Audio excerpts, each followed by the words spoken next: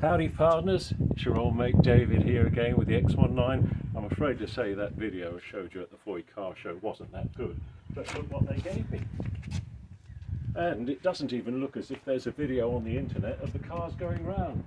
Never mind. Now, first thing today I want to show you is, how because I've got my darling wife videoing today, is this book. If you want to know about the X19, this Fiat X19 by Brooklands. It's got all the tests and it compares them with other cars, which is really important. I mean, you should buy one of these, they're the real deal. So I'll put that there. What I want to show you, if you could just come around the back, darling, is in the engine bay. This is very important, cutting out those holes for keeping the engine cool. And somebody said, oh, it ruins the value of the car, but it's more important, I think, to have a car that runs well, and it's what Ferrari and the rest of them did to all their cars as well. But that makes a huge difference. And also the the Weber carburetor, what a lot of people don't realise is that it's actually like having two ordinary SU carburetors, but in one. And the great thing is that if you have two SU carburetors, like on an MGB or a Sprite or something like that, you've got to synchronise them. But with the Weber, it's permanently synchronised. So that's a much better idea, I think. And somebody was saying, oh, if it rains, what happens to it? Well, I thought about that, you see. I'll just put my stick there, and I made this. It's a piece of plastic, so if I go somewhere, stay the night, I put this on there before it goes to bed, and close the lid on it, and that keeps everything nice and dry. Not that it matters really, to tell you the truth, that much getting wet. And talking about getting wet, this is why, another one of the reasons this car is so good. If you just stand over, I'm going to show them how to put the roof on, darling. Put my glasses away, my pocket, because I look like an old man, and as you can see, I'm not an old man, I'm youthful. So here I am. I'll show you it in real time, as they say. I'm sat in the car, driving along, oh, I've got no steering wheel. How's that going to work? Anyway, I'm driving along, pretend I've got a steering wheel.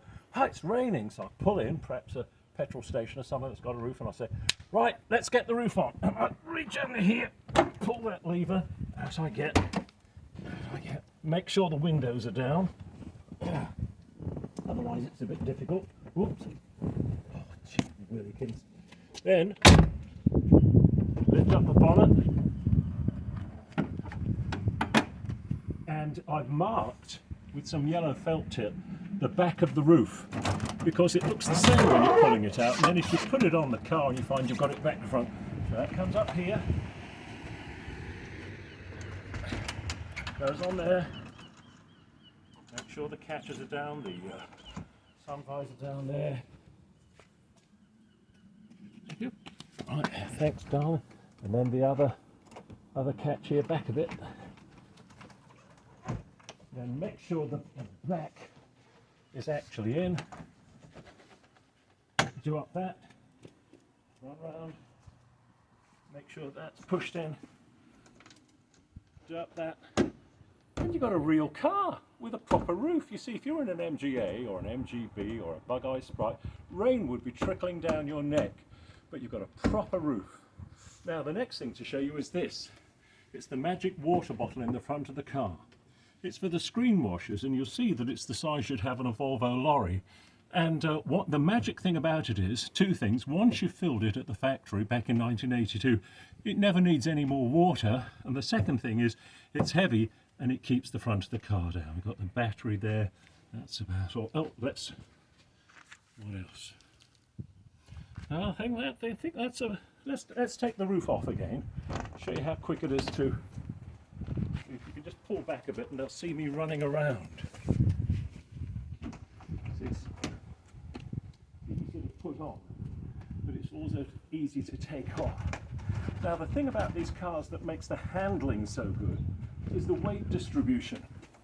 You've got, this isn't a rear-engined car, this isn't a rear-engine car, this is a mid-engined car. And they are much better for handling. You get 50-50 weight distribution. And if you're thinking of getting one of those MGTFs, don't do it. It's basically a mini Metro. It's got two mini Metro subframes, front and back. It's not a real sports car, it's mid-engined. And when I told my mechanic once, years ago, that I was thinking of getting one, he nearly stopped being my mechanic. In this car, see how quickly that is going to leave. You've got the petrol tank behind this seat, spare tyre behind that seat, the engine just here, so you don't have those nasty things that Porsches and Corvairs have, where for some reason they put the engine right at the back, so that when you're going around a corner, the back, you know, the dumbbell effect, you probably all know that, the car wants to smooth, and Porsche, in their infinite stupidity, just carried on, trying to make modifications and different adjustments, and it was inherently a bad car. Whereas this is inherently a good car. And if you buy one, you'll be pleased. And when I was at the car show, I had no end of people coming up and saying, I used to have one of these, I really wished I would have had one of these. Where the Porsches just get people saying, how much? On the last thing, the Alvis one. There were brand new Aston Martins that footballers might bring, and brand new Jaguars. I don't know, they're letting the side down a bit at 4, I must say. But the Alvis one, so if you've got a bit of money, I mean, this is a wonderful car, but if you want to be classier than James Bond or Ian Fleming, get yourself an Alvis. But anyway, not taking away from here, this is a wonderful car.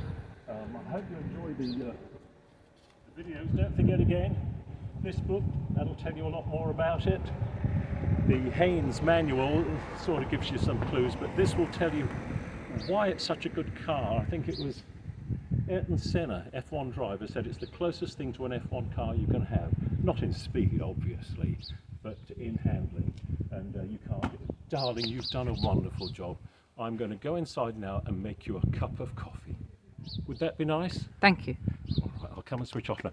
And thank you for all my subscribers. I don't know why you subscribe, but there you are. Thank you very much. And I do appreciate you. And it cheers up an old man.